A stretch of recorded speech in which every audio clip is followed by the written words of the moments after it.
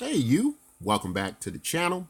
And guys, today we're going to talk a little bit about a recent interview that was included Richard Hart and Ivan Untech.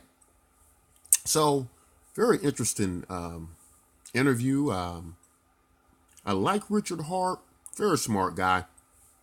Or was in the process of starting a token called Bitcoin Hex. And so we've talked about forks quite a bit over the last several episodes, and I think the conclusion that I reached was pretty much that forks were a good thing. Not all forks, but could be a good thing, uh, depending on what their project was. And so, after listening to Richard Hart's project, Bitcoin Hex, I have yet to say that I think it's a good idea, and gonna just talk a little bit about his project a little bit, why I like the idea of it, why I want to be involved in it, and maybe do a little few contrasts between Bitcoin and YK because they're not the same thing. And this is the good thing about forks. Forks give an opportunity to deal with potential problems, to solve existing problems, and so that can be a good thing, right? If we can fix some of those things. And we're going to talk a little bit about what started Forks to begin with. So we got to hear about Richard Hart's coin, Bitcoin Hex, and I'm going to, in the simplest way I can, try to explain what Bitcoin Hex does, what the idea and the concept behind Bitcoin Hex. So Bitcoin Hex, I think it'll be ready in a few months, if I heard correctly, is going to be a fork of Bitcoin that uses Ethereum contracts. And it kind of works on the staking model, right? So where if you lock up your coins, you get rewarded more coins. So it's like staking coins. Like the many projects we've seen that it's been staked. And of course, the idea is to gain more value through the network. This is a model this I'm seeing used a little bit more frequently, where tokens have these platforms where your tokens get locked up, but the longer you keep them locked up, the more value you get from them, things like that. Um, but let's talk about the project itself. So the idea is, besides that, the idea is dealing with medical technology, anti-aging, and longevity. So it's about making humanity better, and I thought that was a very interesting and important point that Richard Hart was making in trying to put it in our minds how we should see valuable and what is valuable. He would use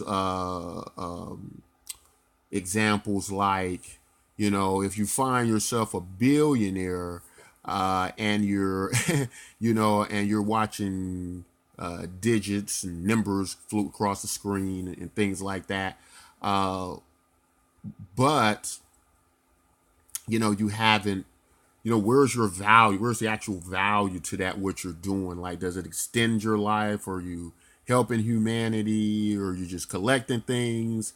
And and then he kind of went on to talk a little bit about something to the effect of like if you're a cancer patient or a person who's developed cancer, you know having funds locked up is not going to save you or your family or anybody else.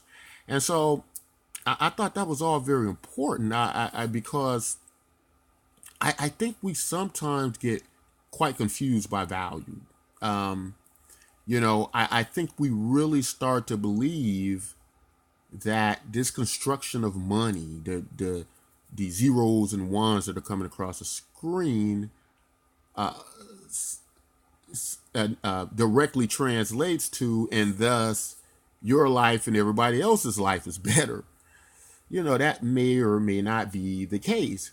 It could be actually worse if you come to find out, had you have released this money to where it can work at its maximum efficiency, that the return on that would have been much greater than just keeping money locked up for the next 30, 40 years. What can that possibly do? The money's not doing anything, right? It's just sitting there. It's not circulating around.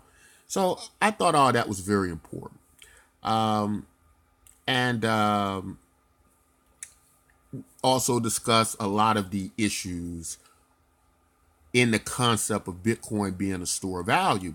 So whereas Bitcoin does work good as a store of value, that's where it works at its best. It doesn't really seemingly address many use cases for it. As to say, like, if you can only use Bitcoin as a store of value, if the idea is it's ridiculous to consider doing anything other with Bitcoin, like sending it as transactions, and then the other idea of dApps, they went on to speak about, well, how many people who actually use a lot of these blockchain dApps, and then Bitcoin, how many people use it, as a money. And so they use it as a store of value. Now the philosophical problem, I think, with saying, well, this is the best use for a cryptocurrency to be considered gold, right? Is that then, if that's the case, what would stop any other blockchain that can create scarcity from being considered the same thing, right? So then you probably go into things like, oh, well, the network's more secure, and the branding is better, because everybody knows about Bitcoin. People are talking about Bitcoin. It's on the news every day. It's on CNBC. But is that a real good way to think about Bitcoin being able to stay in a situation like that forever, just as a store of value? Well, let's think about it. If everybody can do it, and you're branded, people just kind of stay with you because people have used it. They feel safer. You got all the miners, but remember how things were. I don't know if a lot of people remember this. Maybe some people listening are too young, but there used to be a time where all these social networks congregated together, and it was like any one of them could just be the dominant one. And what would happen? You'd have all these various ones, Friendster, what was the other one? Bebo. You have all these, and how they work was interesting because it'd be kind of like this. You couldn't even see it coming. People would start this kind of exodus out of one into the next, and it'd be kind of quiet. And then by the time you hear about it, it's already gained about 50,000, 100,000 people. And then, okay, about it, a little more time passes. Now there are millions of people, right? And then it'll stop and it'll happen with somebody else. But it would happen because essentially these guys were providing the same service. They weren't providing any type of social media that was like years ahead of the next. It was essentially pretty much the same thing. And I think that's fundamentally a problem. Even though it may not seem like a problem here in the here and now, but I don't know how much confidence alone I could have in that. And so Richard Hart, he went on to talk about basically why it would be more advantageous to take advantage of his fork, because Ivan on Tech was alluding to, well, I call it the Bitcoin fork paradox. And that is where, okay, you put up a token, you fork a token, has a little value, and in the beginning people come in, they dump the value, and they go buy another cryptocurrency. In that case, Ivan on Tech was saying, I just do that and just go buy Ethereum.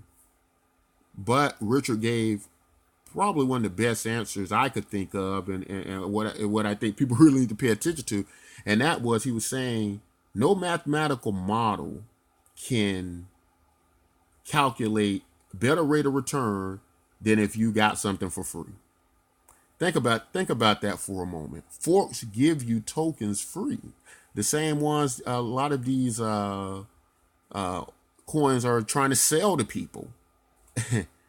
And so the bottom line is this: whether you believe a project will succeed or fail, even if it succeeds a little bit, your rate of return on receiving the free tokens is going to outbeat any high value coin, whether that be Bitcoin or Ethereum, on the market any day as far as return and value.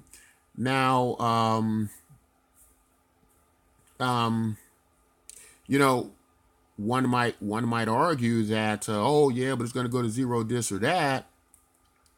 But it doesn't take much in these forks to really make good money, and probably make more money than you're ever going to probably make on Bitcoin. Because look at these markets in the values of these tokens, right? Bitcoin at 4,000, Ethereum in the hundreds of dollars, whatever it is right now, and countless others in the hundreds of dollars of range. And then you might have these tokens that are under $1, or have a lot of upside potential, and you got it free. And so you can't mathematically beat that. The amount of value that needs to come into the cryptocurrency space to make a token, some of these tokens, 2x or 3x or 4, it's going to be nearly impossible. The cryptocurrency space's reputation is still negative, right? And then it becomes more negative when people keep doing these ICOs, and there's people still trying to do them. And I just don't think that the cryptocurrency market has, really, I don't want to say that it's no more room for ideas and projects, but I mean, to create them and then ask for people money, or ask for people money to help you build it. For us, the best approach was to do the Bitcoin MYK fork. So let's talk about that real quick. Let's mix it in there, where we got Bitcoin Hex that deals with, and this is another great thing about forks too. Forks, although they fork off of Bitcoin, they can address specific problems in cryptocurrency that needs to be solved, right? Bitcoin Hex is finding value where it's important, right? In health, medical advances, things like that. We need things like that. It's addressing that problem at the same time using blockchain technology and making Bitcoin holders still have value, not diluted value or disrupted value, but they still have value in the ownership of, without having to buy any tokens or pay for it, right? Now with Bitcoin MYK, our tokens are a bit less altruistic, and I use a word like altruistic is because Bitcoin Hex sounds like a great project. I will be involved in it. I will be buying tokens. I like the project. I like Richard Hart. But the reality of it is Richard Hart is too smart for most of us. His ideas are too good. And what I found in my personal experience is when that's the case, People don't always respond like they should. And it's not that there's anything wrong with the project, it's something's wrong with us. And so we're not as altruistic in that approach. Where we're at is it's real simple. If you hold Bitcoin, if you mine Bitcoin, you're gonna get tokens from us free. We don't do a snapshot in our forks. And there's the initial balance of what you got, and you get those tokens. But where it's a little bit different with us is your balance over what was in your original wallet. We continue to issue you Bitcoin MYK tokens.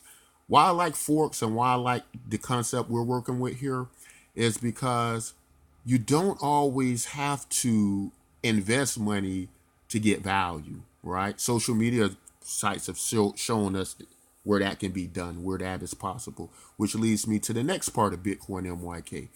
We're using what I would call a Bitcoin or rather a social media hub. We plan to connect with other social media sites over the blockchain. So we're more like this hub. And I'm going to be honest with you guys. Bitcoin MYK is self-funded.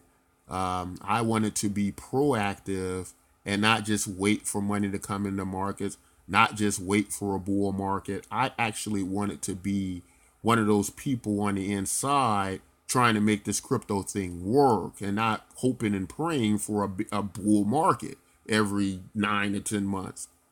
So the site here, let's say it's not state of the art.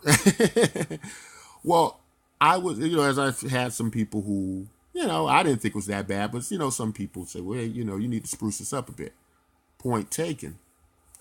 But I think this was always meant to be a hub to connect through other social media sites. Now, where it is true, this can be used as a social media site and will be used, but it's more so about, for us, it's about mass adoption through social media and having this very simplified user interface. So people new getting into crypto can take these little baby steps and learn through interfaces they're comfortable with.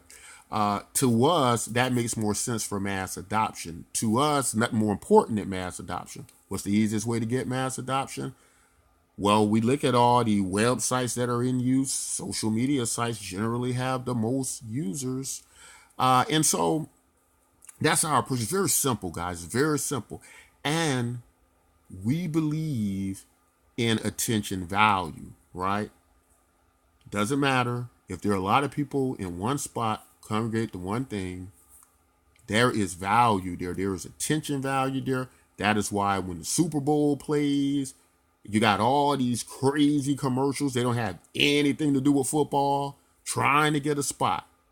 Not because everybody are football heads. They're trying to get a spot because so many people watch the Super Bowl if nothing else. You don't have to be a diehard football fan or a football fan at all to watch the Super Bowl. They know everybody's there. It's value in the attention.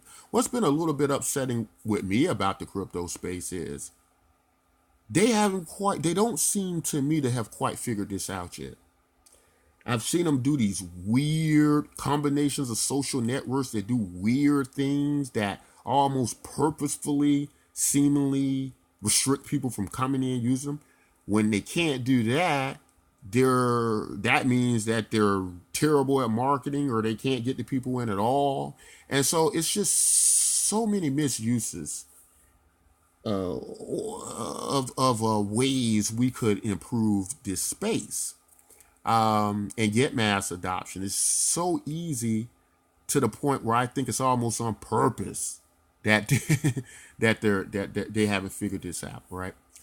And that is these various combinations. And so what you have now with Bitcoin forks is maybe it might take several dozen, 500 of them targeting specific areas, but not diluting the value of Bitcoin. The cryptocurrency space just hasn't been able to get rid of the negative stigma that goes with it yet. The blockchain technology part is going to be undeniable, but particular tokens and coins that act like monies and go up and down like at a gambling casino for value, that's not going to attract serious investors.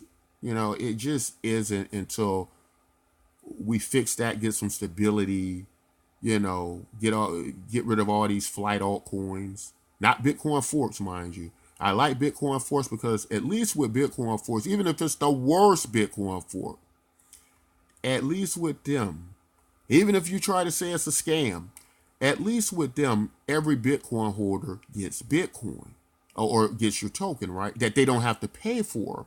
Because again, I think there's value can be gathered and found without always necessarily needing people to prop up your token, right? To try to keep money flowing in there, because as soon as the money stops flowing, it collapses because it really doesn't have any value.